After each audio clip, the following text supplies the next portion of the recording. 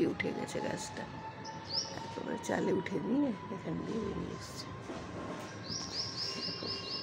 সুন্দর। আর এই ফুলটা কি সুন্দর ফুটছে, প্রচুর প্রচুর ফুটছে। কালকে বৃষ্টিতে দেখো কিছুটা, মানে অতিরিক্ত বৃষ্টিও পছন্দ নয়, অতিরিক্ত রোদও পছন্দ নয়, কোনোটাই বেশি পছন্দ নয় করবী ফুলের।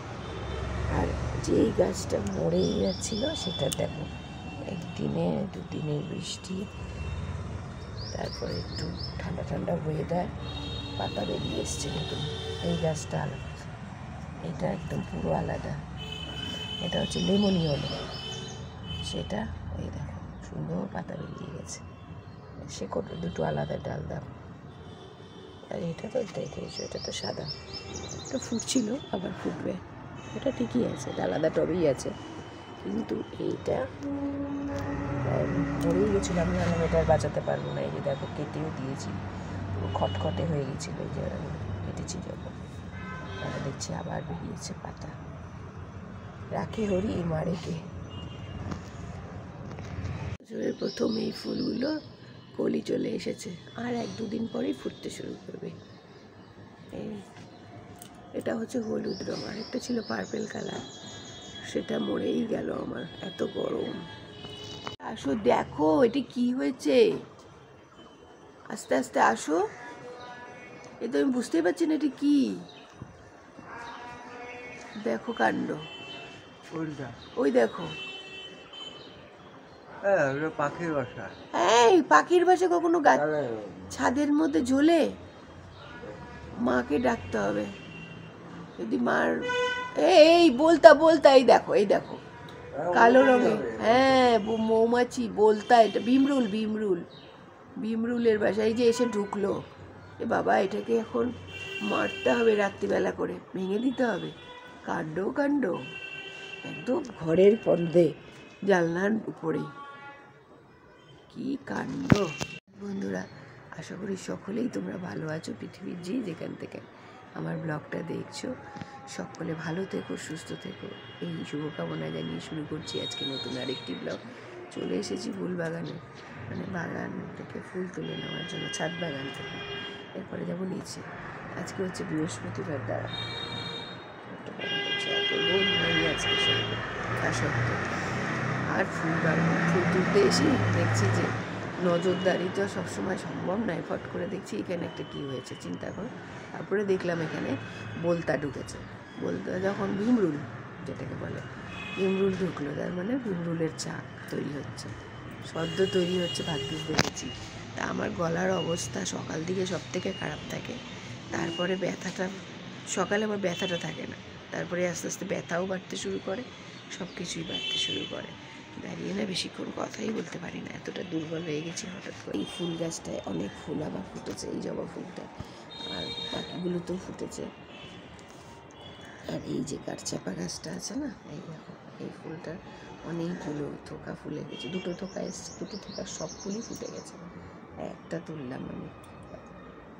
এত সুন্দর গন্ধ না, গন্ধতেই ওরা গন্ধতেই প্রাণঘাতী করে দেবে আমাদের, এত সুন্দর গন্ধ। এখানে সব বসে আছে, যে তিনি এখানে আতশো অবস্থাতে রয়েছেন, মা স্নানে গেছে, আমি ফুল তুলছি, মেয়ে ঘুমের দেশে। আপাতত আমাদের এই অবস্থায় সকাল সকাল। আমি এখনও চা খাইনি, ডিটক্স ওয়াটার খেয়েছি, চা খাওয়া হয়নি। এখন ফুলটা তুলে রেখে তারপরে চা খাবো, সবজিপাতি কাটবো, দেখি কি করা যায়। কালকে তো আমি বাজার থেকে নিয়ে এসেছি মাছ, আমি আর রিস্ক নিইনি, কালকেই নিয়ে চলে এসেছি। তা গলার অবস্থা এত খারাপ যে চিৎকার করেও কথা বলতে পারছি না, বেশি জোরে কথা বলতে গেলে গলার এই জায়গাটা চিড়েছে, তো এখানটায় ভীষণ ব্যথা করছে। সকাল দিকে আওয়াজটা খুব কম বেরোয়, কথা বলতে বলতে বলতে বলতে, তারপরে তো রাতের দিকে গিয়ে সেটা একটু ঠিক হয়, আরও কয়েকদিন সময় লাগবে ঠিক হতে পুরোপুরি। সেই কয়েকদিন এইভাবেই ব্যাঙের গলায় শুনতে পাবে তোমরা। চলো দেরি করবো না। আজকে বৃহস্পতিবার, ফুল আমি নিয়ে এসেছি, সব কিছু নিয়ে এসেছি বৃহস্পতিবারের, কালকেই বাজার থেকে, বাকি বাড়ির যেগুলো সেগুলো সব তুলে ফেলি। আর ওয়েদার আমাদের এখানে কাল খুব বেশ সুন্দর ছিল, রাতের বেলাও ভালো ছিল, আমাদের ঝালনা হালকা করে ফ্যান দিয়েই হয়ে যাচ্ছিল, এক ফোঁটাও ঘামও হয়নি, কিচ্ছু হয়নি। ও সেই ঘাম হওয়ার পরেই কিন্তু জ্বরটা আমার হলো। আর লাস্টের 3-4 দিন এত ঘাম হয়েছে, ড্রাই হয়ে গেছিলো যখন আমার জল খেতে হচ্ছিলো, সেটা শরীরের পক্ষে সত্যি খারাপ ছিল। এই জায়গাগুলো সব ফেটে গেছিলো, জানো তো। এরকম প্রথম আমার হলো, এইখানে প্রথম এরকম লু বইলো। যাই হোক, এখন অনেকটাই ঠিকঠাক হয়ে গেছে স্কিনটা, ঘামটাও হয়েছে তাই জন্য। কিন্তু ঘাম হলে কী হবে, সর্দি কাশি জ্বর শুরু হয়ে গেল তার সাথে সাথে। কিছু না কিছু কিন্তু চলতেই থাকে না আমাদের, এক্সকিউজ লাগে, এটার জন্য এটা হলো, এটার জন্য এত আওয়াজ না বাড়ির সামনে দিয়ে বড় রাস্তা গেলে যা হয়। এই সাত সকালেই সূর্যদেব করে তাকিয়ে আছে আমার মতন, আমি ঠিক যেমন করে তোমাদের দিকে তাকিয়েছি, দেখবে মেঘের কোল দিয়ে ফাঁকি। কালকে ছিল রবীন্দ্র জয়ন্তী, অনেকটা সকাল অনেকটা গড়িয়ে যাওয়ার পর ওর বাবা আমাকে বলছে আজকে রবীন্দ্র জয়ন্তী। আমি বলছি আমার নিজের জয়ন্তী আমি ভুলে গেছি রবীন্দ্র জয়ন্তী। অথচ এই রবীন্দ্র জয়ন্তী, নজরুল জয়ন্তীটা আমার কাছে একটা বিশাল গুরুত্বপূর্ণ দিন ছিল। এই জয়ন্তী, এই বড় বড় সব কবি মহাকবিদের জন্মজয়ন্তী, কতদিন আগে থেকে প্রোগ্রাম হতো, প্রোগ্রামের প্র্যাকটিস সব কত নখদর্পণে ছিল। সব স্কুলে চাকরি করতাম যখন, তখনও তাই হতো। আর এখন সংসারে চাকরি করতে গিয়ে এমন নাজেহাল যে কিছুই আর মাথায় থাকছে না, ডেটটাই শুধু মাথায় থাকছে, যেহেতু মোবাইলে ডেটটা দেখায়, টাইমটা দেখায়। তাই হচ্ছে জীবনের প্রতিটা পাতায় আলাদা আলাদা হিসাব নিকাশ লেখাই থাকে, সত্যিই তাই। চলো ব্লগটা আর কথা না বাড়িয়ে শুরু করছি। অনেকক্ষণ গল্প হয়ে গেল সকাল সকাল, অবশ্য আর তো সারাদিন সময়ই পায় না তোমাদের সাথে কথা বলা। একটা বিশেষ গল্প আছে যেটা কালকে ঘটেছে, বলবো। চলো দেখতে থাক পুরো ব্লগটা, তাহলে বুঝতে পারবে সেটা কী গল্প, বিশেষ তো, তাই জন্য ওই কথাটা তোমাদের সাথে অবশ্যই শেয়ার করা উচিত। এখন রাখছি, ফিরছি কিছুক্ষণ পর। আমার রুটি হয়ে গেছে, এই দেখো রুটি হলে কী অবস্থা হয় আটা ভুষি দিয়ে।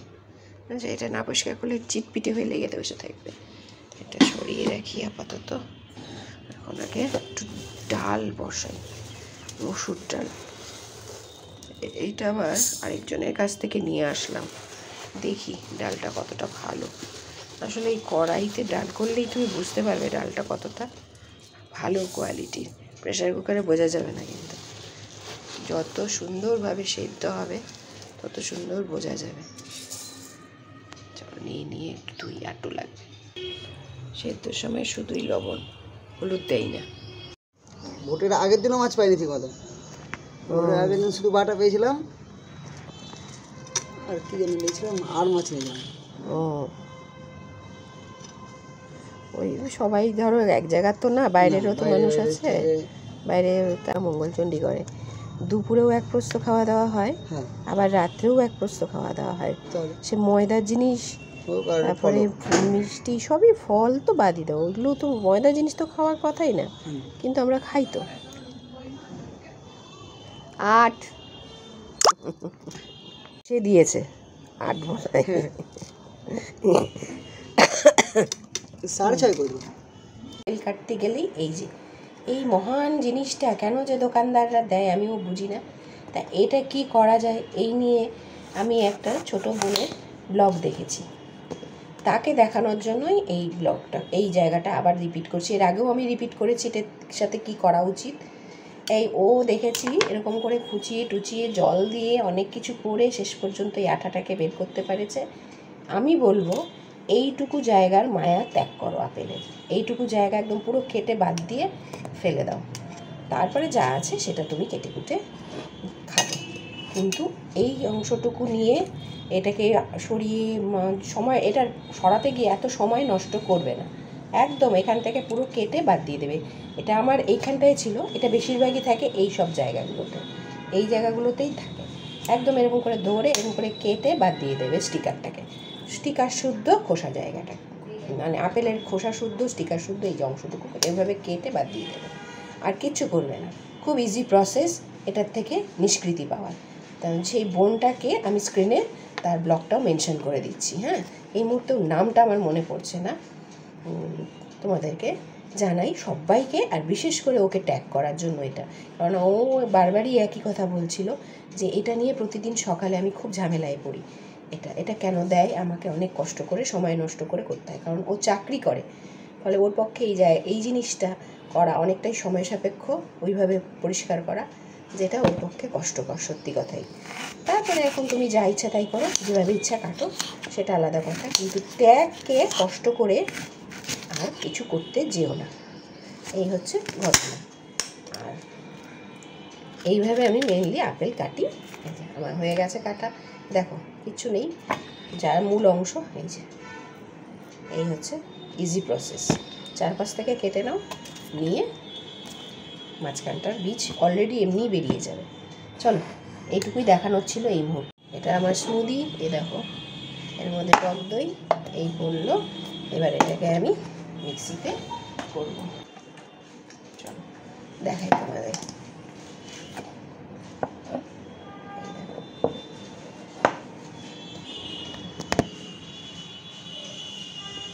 দেখো কত বড় বড় মাছ, এত বড় সাইজের মাছ, এই মাছটা দেখো, এর থেকেও। কই মাছটা রান্না করতে আমার এই জিনিসগুলো লাগবে, তাই জন্য সব একদম কেটে এক জায়গায় সব জড়ো করে নিলাম। তেল, হলুদ, লবণ, ধনে জিরের গুঁড়ো, লম্বা লম্বা করে রাখা আলু, টমেটো, আর ফোড়নের জন্য তেজপাতা, শুকনো লঙ্কা। এবারে কড়াইতে তেল গরম করলাম, তারপরে সেই তেতে ওঠা কড়াইতে দিয়ে দিলাম এক এক করে মাছগুলো। সবগুলো মাছ একবারে ভাজতে পারবো না, অনেক বড় বড় সাইজ দেখলেই শেষে তো একটা মাছ ছোট করতেই হয়েছে, আমাকেও আবার পরে আরেকটা মাছ কাটতে হয়েছে, আমি এত বড় কড়াইতেও ভেজে উঠতে পারছিলাম না। তারপর ভালো করে মাছগুলোকে কড়া করে ভেজে নেওয়ার পর তুলে রেখে সেই তেলেই ফোড়ন দিয়ে দিলাম, তেজপাতা, শুকনো লঙ্কা, সাদা জিরে, টমেটো, আর তার সাথে আলুটাও ভেজে নেব। এখন ভেজে উঠলো আলুটা, তারপরে দিয়ে দিলাম মশলাগুলো, জিরে আর ধনের গুঁড়ো, আর তারপরে হলুদ লবণ দিয়ে ভালো করে মশলাটা কষিয়ে নিলাম। আর এখন লাস্টে দিয়ে দিচ্ছি কাঁচা লঙ্কা, যেহেতু আমি লঙ্কা বাটা দেবো না তাই দিয়ে দিলাম এখন। আর টমেটোটা দিলে মাছের ঝোল এমনিই রঙটা খুব সুন্দর হয়, আর গরম জল দিলে তো আরোই রঙ খুলে যায়, যে কোনো রান্নায় গরম জলের টেস্ট অনেক বাড়িয়ে দেয়। আর এখন মাছের ঝোল ফুটে ওঠার পর দিয়ে দিলাম মাছটা। তবে মাছটা কেনার সময় যতটা আমার সন্দেহ লেগেছিল এবং রান্না করার সময়ও, এখন বলছি মাছটা সত্যি দুর্দান্ত ছিল। কি কি রান্না করেছি চলো তোমাদের সাথে সেটা শেয়ার করি বন্ধুরা। এখানে এক টুকরো লেবু নিয়ে নিয়েছি, কারণ করেছি হচ্ছে পাতলা করে পেঁয়াজ আর কাঁচা লঙ্কা আর কালো জিরে ফোড়ন দিয়ে মুসুর ডাল, সেই জন্য লেবু মাস্ট। সাদা ভাত গরম গরম, তার সাথে আছে লাউ ঘন্ট ডালের বড়ি দিয়ে।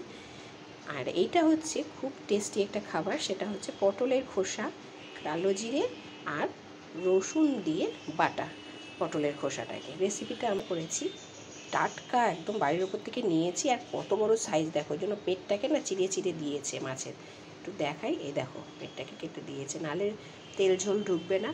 এটা করেছি কই মাছের তেল ঝোল, দেখতে যেমন সুন্দর হয়েছে মনে হয় রান্নাটাও ততটাই ভালো হয়েছে। আলু দিয়ে করেছি, আর কোনো লঙ্কা বাটা দিইনি, দেখো গোটা গোটা লঙ্কা, হ্যাঁ জিরের বাটা, টমেটো দিয়ে করেছি দেখে রঙটা এরকম লাগছে, কি সুন্দর। সারাটা দুপুর আজকে মেয়ের অত্যাচারে আমি পাগল। মেয়ের এক বান্ধবী বারবার করে হোয়াটসঅ্যাপে ভিডিও কল করছে, বন্ধুর সাথে তাদের গল্প চলছে দুই বান্ধবীর, আমি একদম অস্থির। ক্লাস 4এই আমি তো যদি অস্থিরতা করে ফেলে, এরপরে যে কী দশা আমার হবে আমি তো বুঝতেই পারলাম। যাই হোক, একবারে সন্ধে দেবো দেখে জামা কাপড় ছেড়ে চলে আসলাম ছাদ বাগানে। একটু মিষ্টি কুমড়োর ডগাগুলো অনেকটা বড় হয়েছে, সেগুলো সব আবার রান্না করব, কেটে ছুটে এক জায়গায় করলাম, কারণ কাটাটাও একটু দরকার ছিল, না হলে অন্য গাছগুলো খুব জমিয়ে যাচ্ছে, মানে ঢাকা পড়ে যাচ্ছে। আর এটা কাটতে গিয়ে কাকি শাশুড়ির সাথেও দেখা হলো। অনেকটাই ফুটে গেছে, ফুটবল লিলিও বলে। আমার কুমড়ো গাছটা এখান দিয়ে চলে যাচ্ছে, একটু ছাটাছাটি করলাম, ওই জন্য আরও কিছুটা করতে হবে। অনেকটাই বড় হয়ে গেছে কুমড়ো গাছটা, মানে অনেক ডালপালা ছড়িয়ে গেছে। আর এইখান দিয়ে যে দিয়ে রেখেছি যাতে খেয়ে না ফেলে, এটাকে এইখানেও না জানো তো, এটাকে সরিয়ে এইখানে যদি দিতে পারি তাহলে একমাত্র ওকে ধরবে না। ছবিটা তুলে রাখি, কখন যে এসে খেয়ে চলে যাবে। ফার্স্ট ফুটলো, এটা আমার বড় বৌদি আমাকে দিয়েছিল এই গাছের চারাটা, এই টবটায় এই ফুলটা প্রথম ফুটলো, এটা আরও ফুটবে, মানে এটা তো সবে শুরু। এত সুন্দর লাগে, একটা টবের মধ্যে হয়েছে, এটা যদি এখানকার চৌবাচ্চাটায় বসিয়ে দিতে পারি আরও ভালো উঠবে, মানে উঠবে বলছি। তা চলো আজকের মতন ব্লগটা এখানেই শেষ করছি। সকলে ভালো থেকো, সুস্থ থেকো, এখন সন্ধ্যা প্রায় গড়িয়ে এসছে, এখন আমি সন্ধ্যা দেব। এটাকে বাঁচানোর জন্যই আমি মেনলি এই সময় এখানটায় আসলাম, ডালপালাগুলোকেও ছাঁটলাম, এগুলোও হয়েছে না। হ্যাঁ, কাকি শাশুড়ি ডাকছে। জ্বর কমেছে, কিন্তু আমার গলায় এখন ব্যথা, এমন আওয়াজ হচ্ছে গলা দিয়ে যে আমি ছাড়া আর কেউ বুঝতে পারছে কিনা সন্দেহ। আর সকালবেলাতে না আরও বেশি ভার হয়ে থাকে। যেখানে আমি মাহারা হয়েও শাশুড়ি কাকু শাশুড়িরা এত ভালোবাসে যে অনেকটাই অভাব, সত্যি কথাই পূরণ হয়ে যায় অনেকটাই। তাই আর কি করা যাবে, সেটাই জিজ্ঞাসা করছিল যে জ্বর থেমেছে কি না, কী অবস্থায় আছি। শুনতেই পেলে তোমরা, একটু দেখালাম, কতটা বুঝতে পারলে জানি না, একটু লজ্জা পায় তো ওই জন্য আনি না। জানো আমার শাশুড়িও আসতে চায় না, তোমরা জানো খুব ভালো করেই যে কেন ওনাকে ভিডিওতে আমি দেখাই না। উনি প্রথম আসতেন, কিন্তু তারপরে ওনার ওই ভিডিওটাগুলো দেখে ওনার কী মনে হয়েছে, আর চুল রং করা বন্ধ করে দিয়েছেন তো, সাদা চুল। মনে হয় কেউ কিছু বলেছেন ওনাকে যে আপনাকে দেখতে কেমন লাগে, এইসব বলেছে টুলেছে, হয়তো মানসিক ব্যাপারে পরিণত হয়ে গেছে। ওই জন্য উনি আসতে চান না আমার ভিডিওতে, আমি ওই জন্য ওনাকে আর দেখাই না। প্রথম দিকের ভিডিওতে কিন্তু উনি বেশ কিছু ভিডিওতে আছেন। সেটাই আমার মনে হয়, যার যেটাতে অস্বস্তি সেটা তার অমতে না করাই ভালো।